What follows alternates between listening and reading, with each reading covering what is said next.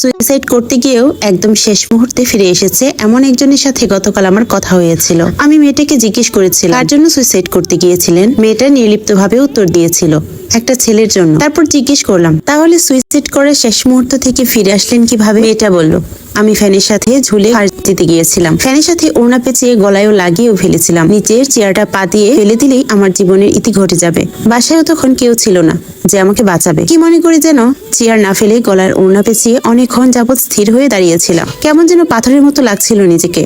আমি জিজ্ঞেস করলাম তারপরে কি এমন হলো যে বেঁচে ফিরলেন? মেয়েটা বলল দাঁড়িয়ে দাঁড়িয়ে আমার মাথায় অনেকগুলো ভাবনা আসছিল। তখন যৌক্তিক কোনো ভাবনা না, এলোমেলো সব চিন্তা ভাবনা। আমি জিজ্ঞেস করলাম কি ভাবনা? মেয়েটা জবাব দিল দেখুন, যে ছেলেটার জন্য আমি আত্মহত্যা করতে গিয়েছিলাম, আমার মৃত্যুতে তার কোনো ক্ষতি হবে না, কোনো অনুশোচনাও হবে না। সে বরং আমাকে বাদ দিয়ে যাকে বিয়ে করছে সে মেয়েকে নিয়ে সুখে শান্তিতে দিন কাটাবে, দিব্যি হেসে খেলে দিন পার করবে। মাঝখান থেকে যা ক্ষতি হবার সব আমারই হবে। আমি ভেবেছিলাম আমার আত্মহত্যার মাধ্যমে ওকে বোঝাবো আমি ওকে কতটা ভালোবাসি, কিন্তু সবশেষে মনে হলো আমার মৃত্যুটা ওর কাছে খুব বেশি হলে অপমৃত্যু মনে হবে, এর চাইতে বেশি কিছু না। আমি জিজ্ঞেস করলাম এগুলো মনে হবার পরই ফাঁস খুলে নেমে পড়েছিলেন? মেয়েটা উত্তর দিল না, তখন আমার পুরনো অনেক স্মৃতি মনে পড়েছিল। আমি জিজ্ঞেস করলাম কি স্মৃতি?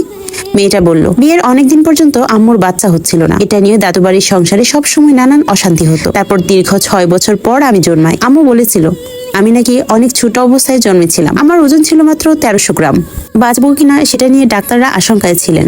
আব্বু অনেক ভেঙে পড়েছিলেন। আব্বু কখনো ওঝা কবিরাজ এসবে বিশ্বাস করতেন না। শুধুমাত্র আমার কথা চিন্তা করে প্রায় 7 কিলোমিটার দূরের এক কবিরাজের কাছে পর্যন্ত গিয়েছিলেন।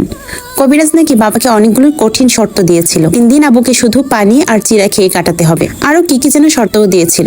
আব্বু সবকিছু করেছিলেন শুধুমাত্র আমাকে বাঁচানোর জন্য। অনেক কষ্ট করে আব্বু আম্মু মিলে আমাকে একটু একটু করে বড় করেছেন। সেই আমি কিনা একটা ছেলের জন্য নিজেকে শেষ করে ফেলবো? নিজের প্রতি ঘৃণা হচ্ছিল তখন।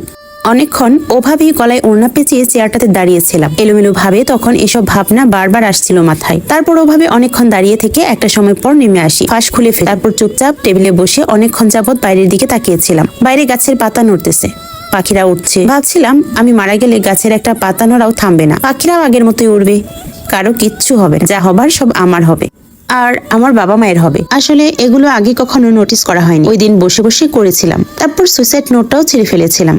এতক্ষণ যাবৎ মেয়েটার কথাগুলো মনোযোগ দিয়ে শুনছিলাম আমি। মেয়েটা আবারও বলতে শুরু করলো অনেকক্ষণ বসে থাকার পর কি করব ভেবে না পেয়ে একটু চা বানাতে গেলাম।